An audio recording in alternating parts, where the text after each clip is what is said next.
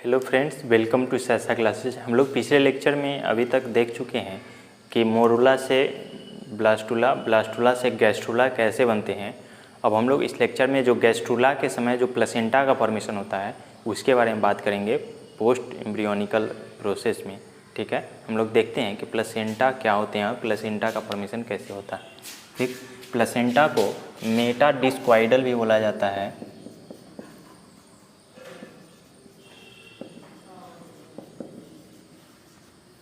और साथ साथ कोरियोनिक प्लेसेंटा भी बोला जाता है ह्यूमन प्लेसेंटा को,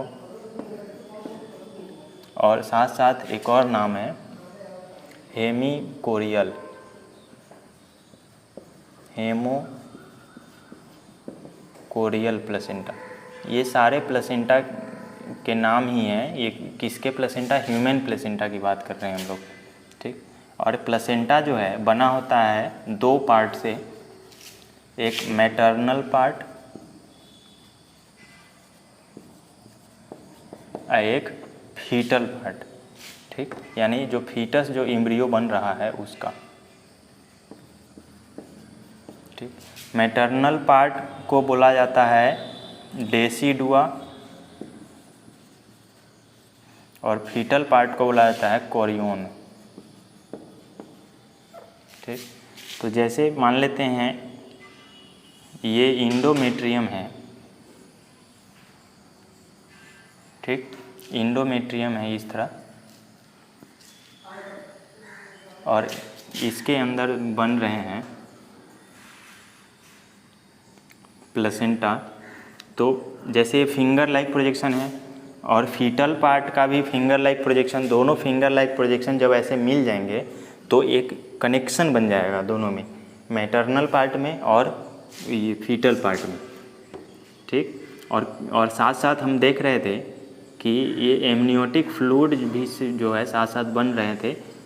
ठीक, और ये प्लेसेंटा का फॉर्मेशन हो रहे हैं, ये दोनों आपस में जुड़ रहे हैं।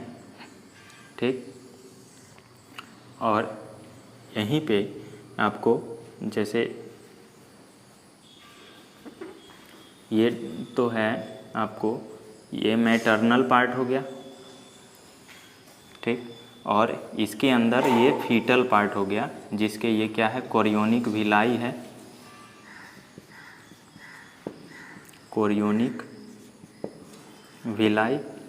ठीक, और ये है डेसिडुआ, यहीं पे लिखा हुआ देख रहे हैं, डेसिडुआ है ये, फिंगर लाइक प्रोजेक्शन यानी वॉल ऑफ इंडोमेट्रियम।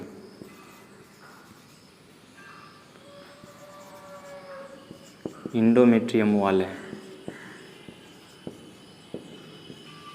ठीक, और ये कोरियोनिक विलाई है, दोनों आपस में मिल गए तो क्या बन गए, प्लेसेंटा बन गए। और इसके अंदर जो है एक बेबी जो कनेक्ट होते हैं किससे, अम्बिलिकल कॉर्ड से। जब कोई मूवी भी आप देखे होंगे उसमें जब बच्चे जब निकलते हैं यूट्रस से तो देखते हैं वो कॉर्ड, अम्बिलिकल कॉर्ड यही होते हैं, इसी को काटा जाता है। अम्बिलिकल कॉर्ड होता है, और इसकी लंबाई जो है हो सकती है आपको 12 से 24 सेंटीमीटर हो सकती है इसकी लंबाई। और ये क्या है, फीटस है, और फीटस के चारों तरफ ये लिक्विड है। और जहाँ और स्वाभाविक बात है कि ये लिक्विड है तो बेबी का शरीर से सेल तो टूटेंगे ही, और टूटेंगे तो कहाँ रहेंगे, इसी लिक्विड में। ठीक, तो इस लिक्विड में बेबी के सेल भी हैं और फ्लूइड है, तो इस फ्लूइड को बोला जाता है एमनियोटिक फ्लूइड, एमनियोन भी बोल सकते हैं, यहाँ लिखेंगे हम लोग एमनियोटिक फ्लूइड। ठीक, और ये एमनियोटिक फ्लूइड में बेबी के सेल भी रहेंगे, क्योंकि सेल तो डीजेनरेट होते ही रहते हैं सभी के, तो डीजेनरेटिंग सेल भी यहीं रहेंगे और कुछ सेल और भी रहेंगे। तो कभी कभी जब डॉक्टर ऐसे पता करते हैं, ये तो इलीगल है अभी के समय, जब ये पहली बार जब चर्चा में आया था, जो बहुत पहले की बात है, तब एमनियोटिक फ्लूइड को ही सिरिंज से क्या किया जाता था, निकाल लिया जाता था फ्लूइड को, और उसको लैब में टेस्ट किया जाता था, और लैब में टेस्ट करके इसके अंदर के क्रोमोसोम को जांच किया जाता था। ठीक, और क्रोमोसोम को जांच करके ये पता लगाया जाता था कि ये बेबी जो है बने हैं ये मेल है कि फीमेल है। जानते हैं क्रोमोसोम होते हैं 46, 44 XY हो सकते हैं, 44 XX हो सकते हैं। XX होंगे तो फीमेल, XY होंगे तो मेल। ठीक, तो इस तरह पता लगाया जाता था कि बेबी मेल है कि फीमेल है। जब फीमेल होती थी तो ऐसे बहुत से केस देखने को मिले थे उस समय में कि फीमेल जब होते थे तो परिवार वाले खुश नहीं होते थे, इसे मार दिया जाता था, भ्रूण हत्या है ना कहा जाता था। और इसी को देखते हुए भारत सरकार जो है अभी कानून ला दी है, और एमनियो इस प्रोसेस को कोई नहीं कर सकता है। प्रोसेस का नाम था, जांच जो किया जाता था एमनियोटिक फ्लूइड का, इस प्रोसेस को कहते थे एमनियोसेंटेसिस। एमनियोसेंटेसिस के थ्रू पता लगाता है डॉक्टर, और दो तरह से पता कर सकते हैं। एक तो जेंडर पता कर सकते हैं, मेल है फीमेल है या ट्रांसजेंडर है। ठीक, और दूसरा पता कर सकते हैं कि ये मेल, ये जो बेबी है जो बने हैं, जो भी है मेल फीमेल या ट्रांसजेंडर है, वो हेल्दी हैं कि नहीं है, उसके बारे में पता किया जाता है कि ये है कि नहीं। तो ये कुछ ऑथराइज्ड डॉक्टर ही हैं, वो भी आप परमिशन लेकर ही ये जांच किया जाता है, और कंडीशन वैसे देखे जाते हैं कि जांच करने के लायक है कि नहीं, उसी जांच से पता चलते हैं कि ये बेबी हेल्दी है कि नहीं। जब हेल्दी नहीं होते हैं तो मजबूरन इसको तो डाइजेस्ट मारना ही है। जब बेबी हेल्दी नहीं होंगे, मरे बेबी निकले, इस तरह के जांच के लिए ऐसे प्रोसेस है ये। ठीक, तो ये है आपके प्लेसेंटा। अब हम लोग देखते हैं प्लेसेंटा के कुछ फंक्शन। तो सबसे पहले आप लिखिए फंक्शन ऑफ प्लेसेंटा। पहला फंक्शन है कि ये दोनों को जोड़ते हैं, फीटल को और मदर बॉडी को। Join foetus and mother. ठीक, दूसरा फंक्शन कि ये प्लेसेंटा जो है आपको न्यूट्रिशन देते हैं ब्लड के थ्रू, सप्लाई न्यूट्रिशन। ठीक, और न्यूट्रिशन देंगे तो न्यूट्रिशन पाने के बाद बेबी से एक्सक्रीशन भी होगा, तो एक्सक्रीशन का भी काम करती हैं प्लेसेंटा, हेल्प इन एक्सक्रीशन। ठीक, उसके बाद ये पैसिव इम्यूनिटी भी प्रदान करते हैं, यानी कुछ मान लीजिए नॉर्मल लिमिनल कुछ वायरल या आपको बैक्टीरियल इन्फेक्शन होने वाला है तो वो जाने ही नहीं देगा। अगर मदर बॉडी में कुछ बुखार हो गया या बैक्टीरियल इन्फेक्शन हो गया तो वो प्लेसेंटा के थ्रू वो बच्चा सेफ है, पैसिव इम्यूनिटी है। पैसिव इम्यूनिटी का मतलब यही है कि बच्चा जो है सेफ है प्लेसेंटा के थ्रू। ठीक, ताकि बच्चे को कोई हानि ना पहुँचे। ठीक, उसके बाद जो है ये बैरियर है टू मेनी माइक्रोब्स, बहुत सारे माइक्रोब्स को बैरियर है, ये जाने ही नहीं देगा बेबी तक। उसके बाद ये कुछ हार्मोन सिक्रीट करते हैं, प्लेसेंटा ही सिक्रीट हार्मोन, वो हार्मोन का नाम लिख लीजिए आप लोग। प्रोजेस्टेरॉन हार्मोन भी सिक्रीट करेंगे प्लेसेंटा, प्रोजेस्टेरॉन। ईस्ट्रोजन भी सिक्रीट करेंगे। फिर आपको HPL जिसको बोलते हैं human placental lactogen, placental lactogen. फिर आपको HCG यानी human chorionic, human chorionic gonadotropin, chorionic gonadotropin. Gonadotropin, ये 4 हार्मोन हैं जो रिलीज करते हैं। और इसी समय प्लेसेंटा के फॉर्मेशन के समय और इसके बाद एक जो है आपको रिलैक्सिन हार्मोन जो होते हैं वो ओवरी से रिलीज होते हैं, प्लेसेंटा से रिलीज नहीं होते हैं। वो इम्पोर्टेंट अलग नोट में लिख लीजिए कि रिलैक्सिन हार्मोन किससे रिलीज होते हैं, ओवरी से रिलीज होते हैं। और ये सारे हार्मोन जो रिलीज हो रहे हैं, ये सारे हार्मोन फैक्टर हैं किस चीज़ के, इस बेबी को मैच्योर होने के लिए, बेबी को डेवलपमेंट में सारे हार्मोन फैक्टर हैं। सारे हार्मोन हेल्प करते हैं कि बेबी जल्दी से जल्दी मैच्योर हो। ठीक है, तो ये है प्लेसेंटा। हम आगे कुछ और भी देखते हैं कि प्लेसेंटा के अलावा और क्या क्या स्ट्रक्चर बनते हैं लास्ट में। अब हम लोग ये देख रहे हैं एक्स्ट्रा एम्ब्रियोनिक मेम्ब्रेन।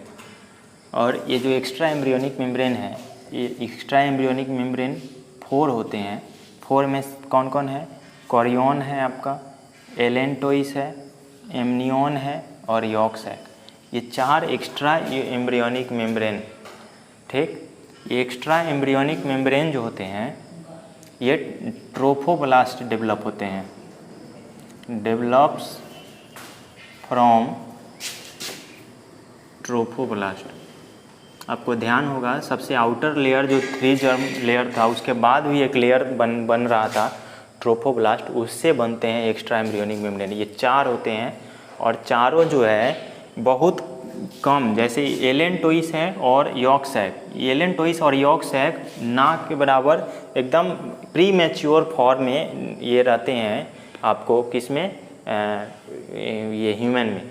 और जो भी ओविपेरस जो एनिमल है, जैसे आपको हेन हो गए और भी जो क्लिडोइक वाले जो यॉक बनाने वाले जो एनिमल हैं जिसके एग में यॉक ज़्यादा होते हैं, उस एनिमल में ये बहुत अच्छे से डेवलप होते हैं एलेंटोइस और यॉर्क सैक। ठीक, तो आपको इसमें जो जैसे यॉर्क सैक है, तो यॉर्क सैक का क्या फंक्शन है, यॉर्क सैक क्या करता है कि ये जो है आपको फूड को स्टोर करने में हेल्प करता है। ठीक, store food, yolk sac food को स्टोर करने में हेल्प करता है। और एलेंटोइस जो है, एलेंटोइस ये वेस्ट को इकट्ठा करता है ना, ऐसे लिख सकते हैं कि कलेक्ट वेस्ट। ठीक, और कोरियन जान रहे हैं न्यूट्रिशन देगा, कोरियोनिक विलाई जो प्लेसेंटा का पार्ट है। और एमनियन क्या करेगा, शॉक एब्जॉर्बर है। मान लीजिए मदर बॉडी जब कभी थोड़ी सी या कभी मान लीजिए कभी कहीं पे थोड़ा कहीं उछल ली कूद ली या कोई काम कर रही है तो यानी यूट्रस पे प्रभाव पड़ेगा, दबाव पड़ेगा, तो उस स्थिति में ये एमनियन ही है जो बेबी को प्रोटेक्शन देता है और शॉक से एब्जॉर्ब करता है, शॉक एब्जॉर्बर। ठीक, तो ये हैं आपके एक्स्ट्रा एम्ब्रियोनिक मेम्ब्रेन जो 4 होते हैं। जो फुल्ली मैच्योर एम्ब्रियोनिक मेम्ब्रेन है उसमें कोरियन आएंगे, एमनियन आएंगे। ठीक, एलेंटोइस होते हैं, यॉर्क सैक होते हैं, लेकिन मैच्योर फॉर्म में नहीं होते हैं। ये दूसरे और ऑर्गेनिज्म में होते हैं मैच्योर फॉर्म में। ठीक है, लेकिन एक्स्ट्रा एम्ब्रियोनिक मेम्ब्रेन 4 होते हैं। इसके बाद हम लोग देखते हैं अब पार्चुरेशन। ठीक, लास्ट स्टेज। अब हम लोग शुरू करते हैं पार्चुरेशन। पार्चुरेशन क्या है, ये एक न्यूरो इंडोक्राइन मैकेनिज्म है। ठीक,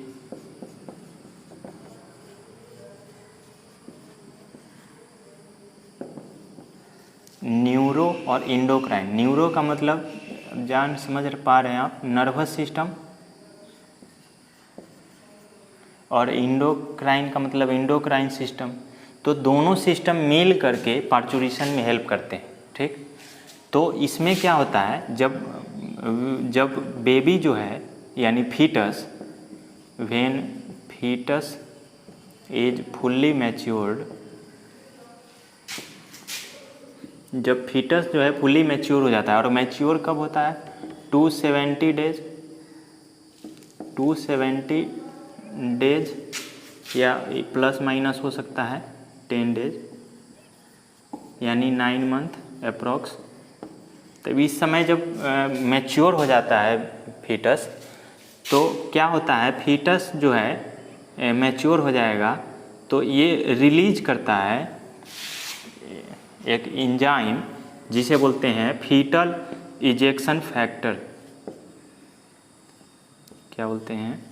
फीटल इजेक्शन फैक्टर। ये रिलीज करेगा, जिसके कारण क्या है, ये स्टिमुलेट करेगा, ये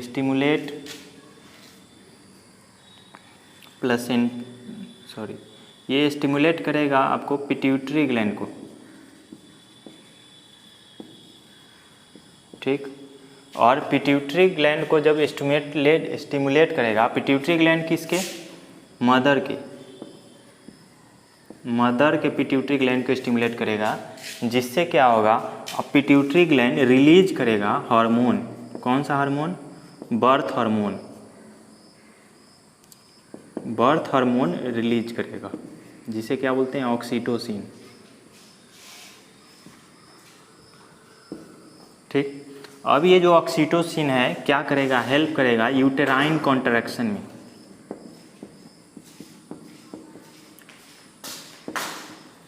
यूटेराइन कॉन्ट्रैक्शन यानी यूट्रस जो फैल चुका था, बड़ा हो चुका था, वो क्या होगा, एक तरफ से कॉन्ट्रैक्ट होना शुरू होगा ताकि बेबी जो है वेजाइना के थ्रू एक्सपेल आउट हो, है ना, बाहर निकले, ठीक। यूटेराइन कॉन्ट्रैक्शन होगा, जिसके बाद क्या होगा कि बेबी बर्थ हो जाएगा, ठीक। अब ये पार्चुरेशन का अगर डिटेल में अगर बात करें तो इसमें 3 फेज होते हैं। पहले फेज होते हैं आपको डायलेशन फेज, दूसरे फेज होते हैं आपको एक्सपल्सन फेज,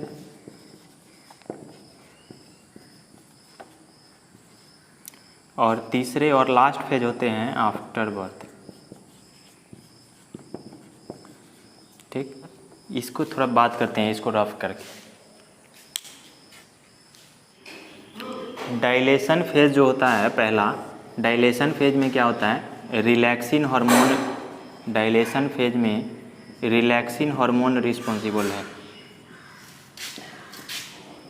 जिसके कारण क्या होता है, डायलेशन ऑफ सर्विक्स। और डायलेशन का मतलब होता है फैलना, यानी सर्विक्स क्या होते हैं, फैलते हैं ताकि बेबी आराम से एक्सपेल आउट हो। उसके बाद एक्सपल्सन फेज है। एक्सपल्सन फेज में क्या होते हैं, आपको ऑक्सीटोसिन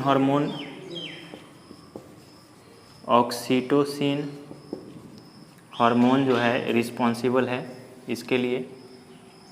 और इसमें क्या होंगे, बेबी जब बाहर आएंगे तो रैप्चर हो जाएंगे एमनियन, रैप्चर ऑफ एमनियन, ठीक। एमनियन रैप्चर होंगे। उसके बाद क्या होगा कि रिस्पायरेशन शुरू हो जाएगा, रिस्पायरेशन स्टार्ट, जब बाहर आएंगे बेबी तब, और रिस्पायरेशन स्टार्ट होगा। साथ ही क्या होते हैं, हार्ट में एक होल प्रेजेंट होते हैं, वो गैसियस एक्सचेंज के लिए, ठीक। उस समय जब बेबी रहते हैं यूट्रस में, वो होल फिर क्लोज्ड हो जाते हैं, ठीक। उस होल को बोला जाता है आपको फोरामेन ऑक्सेल, फोरामेन ऑक्सेल। ये क्या होंगे, क्लोज्ड हो जाएंगे। और यही कब किसी बच्चे में ये फोरामेन क्लोज नहीं होते हैं तो बोला जाता है कि दिल में छेद है। ऐसे छेद नहीं होते हैं, वो जब ऑर्गन बन रहे होते हैं तो गैसेस एक्सचेंज के लिए फोरामेन ऑक्सेल बने होते हैं, और ये बर्थ के जैसी बर्थ होते हैं उसके बाद फोरामेन क्लोज्ड हो जाते हैं। तो किसी में नहीं होते हैं ये क्लोज्ड, वो एक्सेप्शन केस है, ठीक। ये फोरामेन ऑक्सेल क्लोज हो जाएंगे, ठीक। उसके बाद आफ्टर बर्थ में क्या होगा कि कट करना होगा अम्बिलिकल कॉर्ड को, कट ऑफ अम्बिलिकल कॉर्ड, ठीक। और प्लेसेंटा लॉस्ट हो जाएंगे, लॉस्ट ऑफ प्लेसेंटा। यानी जे प्लेसेंटा के साथ साथ एमनियन और एमनियोटिक फ्लूइड जो भी बने थे इसके अंदर, यूट्रस के अंदर, वो सारे एक्सपेल आउट हो जाएंगे बेबी के साथ। एमनियोटिक फ्लूइड भी, प्लेसेंटा भी, सब लॉस्ट हो जाएंगे। ठीक, तो ये था आपको पार्चुरेशन। इसमें 2 इम्पोर्टेंट पॉइंट है। आप सुने होंगे कि जैसे सिजेरियन एक वर्ड होता है, उसे सुने होंगे। सिजेरियन में क्या होता है, बेबी मैच्योर हो जाते हैं लेकिन रिलैक्सिन हार्मोन और ऑक्सीटोसिन उतने फंक्शनली काम नहीं कर रहे होते, जिसके कारण मदर को और ज़्यादा पेन होता है और दिक्कत होती है। तो इसके कारण क्या होता है कि सिजेरियन का मतलब है कि जो है आपको यूट्रस को चीर करके और बेबी को वहाँ से निकाला जाता है, तो उसे बोला जाता है सिजेरियन बर्थ, है ना। और उस बेबी को क्या बोला जाएगा, सिजेरियन बेबी। ठीक, और एक और वर्ड होता है अबॉर्शन, सुने होंगे आप। एबॉर्शन का क्या मतलब होता है कि बेबी मैच्योर नहीं हुआ है लेकिन फिर भी उस बेबी को एक्सपेल आउट कराया गया ज़बरदस्ती, उसे क्या बोला जाता है, एबॉर्शन। ठीक, तो एबॉर्शन 2 केस में हो सकते हैं। एक तो बेबी मैच्योर हुआ ही नहीं और आप नहीं चाह रहे हैं कि वो बेबी मैच्योर हो, तो उस तरह को वो एक्सपेल आउट को एबॉर्शन बोलेंगे। और सिजेरियन बोलेंगे, बेबी मैच्योर हो गए हैं लेकिन एक्सपेल आउट अपने से नहीं हो रहे हैं, तो उसे सिजेरियन बोला जाता है। वो सर्जरी के थ्रू आपको बेबी निकाला जाता है यूट्रस से, तो उसे बोलते हैं सिजेरियन। पार्चुरेशन हो गया। उसके बाद बेबी जब बाहर आएंगे तो लैक्टेशन होगा, यानी मिल्क लेगा ब्रेस्ट से। तो मिल्क का क्या क्या कंपोजिशन है वो देखते हैं जल्दी से। उसके बाद हम लोग कुछ डिजॉर्डर देखेंगे इस रिप्रोडक्शन से रिलेटेड, उसके बाद इस चैप्टर को समाप्त करते हैं। ठीक, हम लोग देखते हैं लैक्टेशन। लैक्टेशन में क्या होता है, रिलीज या फॉर्मेशन ऑफ मिल्क। ब्रेस्ट में क्या होता है, प्रोलैक्टिन हार्मोन जो है रिलीज ब्रेस्ट में नहीं, सॉरी, प्रोलैक्टिन हार्मोन रिलीज होना शुरू होता है। प्रोलैक्टिन हार्मोन कब रिलीज होगा, जब प्रोजेस्टेरॉन और ईस्ट्रोजन का लेवल लो हो जाएगा। ईस्ट्रोजन एंड प्रोजेस्टेरॉन का लेवल जब लो हो जाएगा, जिसके कारण प्रोलैक्टिन हार्मोन रिलीज होना शुरू होगा। और प्रोलैक्टिन हार्मोन रिलीज होगा तब जो है मिल्क का फॉर्मेशन भी शुरू हो जाता है, फॉर्मेशन ऑफ मिल्क। ठीक, और दूसरा क्या होता है, ऑक्सीटोसिन तो रिलीज हो ही रहा था। ऑक्सीटोसिन आपको ध्यान होगा अभी जब बता रहे थे कि पिट्यूटरी ग्लैंड से ऑक्सीटोसिन रिलीज हो रहा था। यही ऑक्सीटोसिन क्या होता है कि मिल्क के इजेक्शन में हेल्प करते हैं, इजेक्शन ऑफ मिल्क। ठीक, और फर्स्ट इजेक्शन ऑफ मिल्क उसे क्या बोला जाता है, कोलोस्ट्रम। जब पहली बार मिल्क सिक्रीट होता है उसे कोलोस्ट्रम बोला जाता है। और कोलोस्ट्रम जो है पेल येलोइश होते हैं, येलो यानी हल्के पीले रंग के होते हैं। और इसमें जो है एंटीबॉडी होता है IgA। ठीक, और ये थिक, ये जो है थिक होते हैं यानी गाढ़ा होते हैं। और इसमें एंटीबॉडी होंगे ताकि एंटीबॉडी बेबी में जाए, जल्दी से उसके इम्यूनिटी को इम्प्रूव करे ताकि कोई बैक्टीरियल इन्फेक्शन ना हो बेबी में। ठीक, ये कोलोस्ट्रम कहलाता है। और मिल्क के कंपोजिशन की बात करें तो मिल्क में आपको वाटर होंगे, मिनरल्स होते हैं, मिल्क प्रोटीन होंगे। और मिल्क प्रोटीन कौन से होते हैं, कैसीन। ठीक, फिर लैक्टोज शुगर होंगे,